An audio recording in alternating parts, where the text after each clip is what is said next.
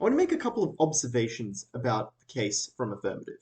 Firstly, on diplomacy and geopolitics, many of these benefits seem somewhat distant from the actual meat of this debate in terms of what language students are taught in.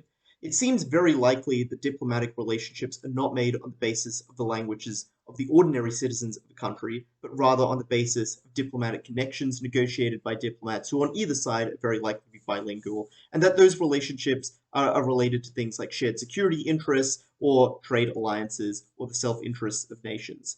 But secondly, we would note that it's not necessarily clear that being closer to some of these countries is good, because many states may choose, for example, to adopt Russian or Chinese as the primary language of instruction for their students, and that, one, is likely to make those countries substantially more reliant on Russia and China. If you believe, for example, the affirmative team's claim that this will substantially increase the amount of trade and the amount of tourism and the amount of migration between these countries, you might, for example, be heavily reliant on their economies or on remittances from those countries, which gives them huge amount of leverage over you.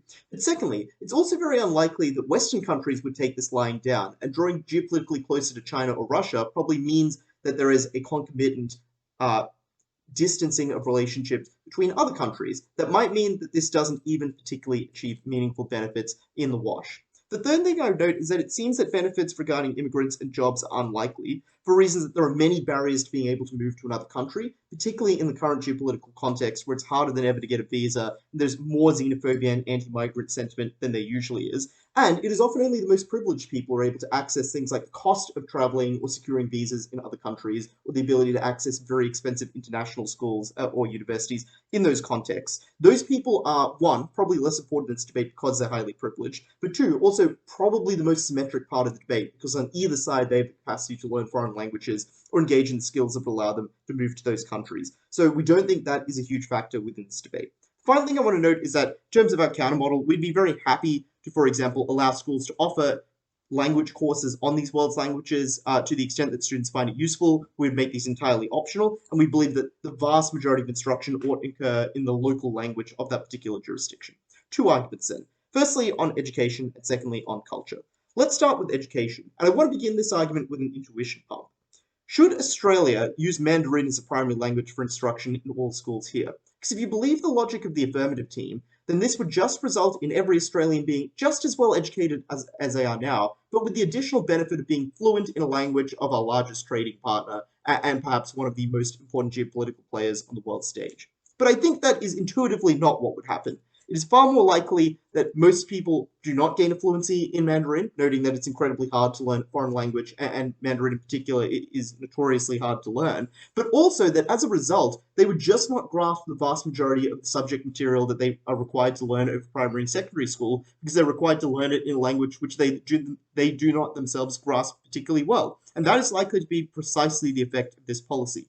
One, you impose a language barrier over the already difficult process of education. It is hard enough to learn new concepts, to engage with jargon, to broaden your mind, especially in the context where this debate occurs, which is developing countries, which we note is a relatively broad spectrum, and many of these kids face a large number of challenges, like, for example, poverty, like, for example, difficulty in even accessing the classroom, like incredibly high student-teacher ratios, and a variety of other challenges that mean that it's very difficult to learn in the first place. And now you're adding additional barriers. But secondly, it's incredibly difficult to learn this foreign language, and often people who succeed in learning foreign languages do so with the benefit of large quantities of resources, immersion in the language, and very good teaching of that language, which is probably unlikely to be the case here, because it's never explained why teachers themselves would be fluent in these world languages. From where would they have learnt them, in what time, and how would this occur? So, the teachers probably have a weak grasp of this language, the students have an even poorer grasp of this language, and they need to then teach a variety of other complex jargon-heavy subjects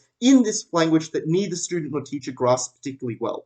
The implication of that is that at the very least, there is likely to be a huge time lag problem in setting this up. But in the short term, that means an absolute death knell to education. But secondly, also just a huge quantity of wasted time and money in doing this, particularly because, for example, you need to get rid of all current teaching materials and find teaching materials in the new language of instruction, which adds an additional cost for governments that are already pretty cash-strapped. The final thing we note here on education is that parents would also be far less able to help their kids with their studies for the reason that they don't understand the language in which any of this instruction is occurring in, which would make it far harder for them to assist.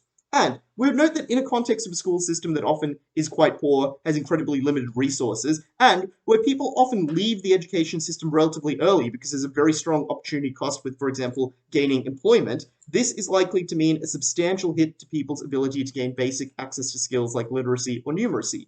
And that is likely to mean just less human capital across the spectrum of educational attainment in these countries, which, one, we think is morally bad. It means people are less enriched and less fulfilled, but also is likely to precipitate in the form of less economic growth. And considering the compounding effects of economic growth, even minor reductions in that for grindingly poor countries means a massive increase in human misery in the long run.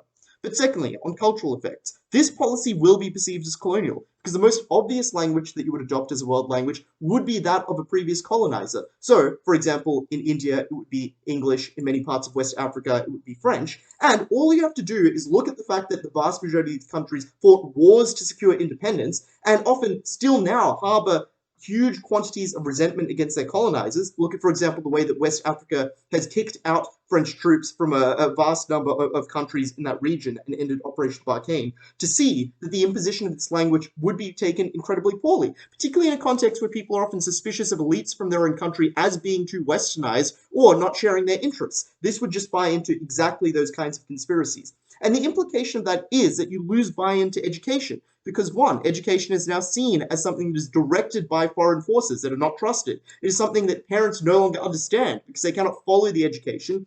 And it's likely to be something that, for example, they perceive their kids are learning less. And even if their kids are not learning less, they don't understand what their kids are learning. So the value proposition of that education seems much weaker. That is likely to lead to more kids being withdrawn from education, which we would note is very bad. Firstly, particularly, this is likely to be very bad for girls, who, when they're not in education, are far more likely to be married off, even at particularly young ages, or to get pregnant, in a way that is likely to massively strip their autonomy. But it's also bad generally for people who are forced into work at younger ages, who develop less human capital, who have opportunities that they might otherwise have access to taken away from them. At the end of this debate, this is a policy that focuses too much on producing polymaths out of the most privileged people in this country, who are likely to be fine on either side, and forgets the very basic job of providing literacy and numeracy skills to the majority, who would be far more benefited by it.